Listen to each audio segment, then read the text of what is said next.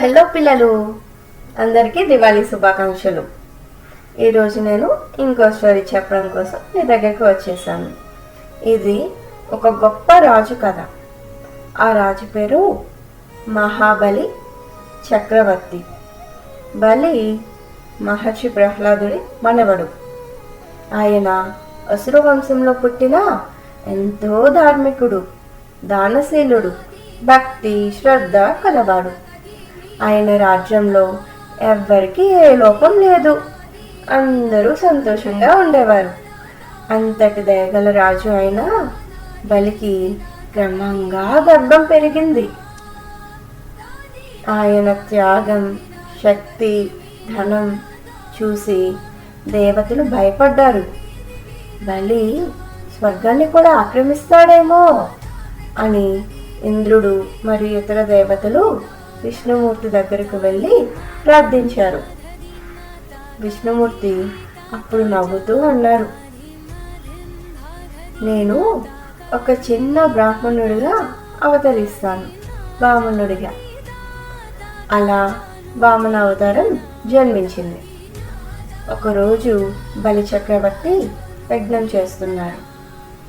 అందరూ దేవతలు ఋషులు అక్కడ ఉన్నారు.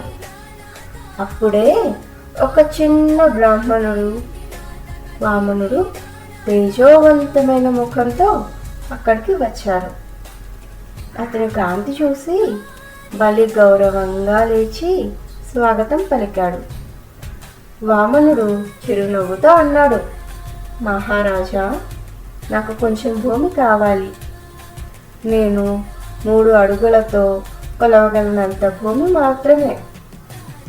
బలి నవ్వి అన్నాడు, ఇంత చిన్న అభ్యర్థన? త్రిలోకం ఇచ్చే శక్తి నాకుంది, నీకు 3 అడుగుల భూమి ఎందుకు?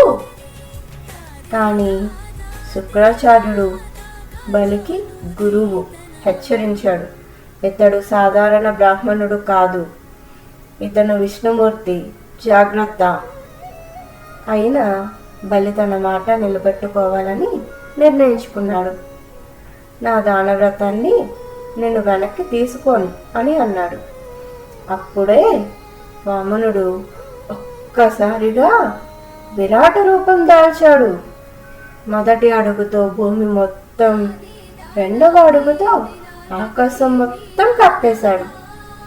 3వ అడుగు వేసేందుకు స్థలం లేక బలిని అడిగాడు, 3వ అడుగు ఎక్కడ వేయగలను మహారాజా? బలి భక్తితో తల వంచి అన్నాడు, భగవాన్, నా తలపై వేయండి. విష్ణుమూర్తి 3వ అడుగును బలి తలపై ఉంచాడు. అప్పుడు బలి పాతాళ లోకానికి వెళ్ళాడు. కానీ విష్ణుమూర్తి అతని భక్తిని చూసి ఆశీర్వదించి, ప్రతి సంవత్సరము ఒకసారి భూమికి వచ్చి నీ ప్రజలను చూడవచ్చు అని వరమిచ్చాడు. ఆ రోజు నుంచే మనం బలి పౌర్ణమి లేదా గోవర్ధన పూజ జరుపుకుంటాం. ఆ రోజు బలి భూమికి వచ్చి తన ప్రజల సుఖం చూసుకుంటాడని నమ్మకం. విన్నారు కదా పిల్లలు? ఈ కథ మీ అందరికీ నచ్చుతుందని అనుకుంటున్నాను. మళ్ళీ వేరే స్టోరీతో మీ దగ్గరకు వస్తాను. అంతవరకు సెలవు మరి.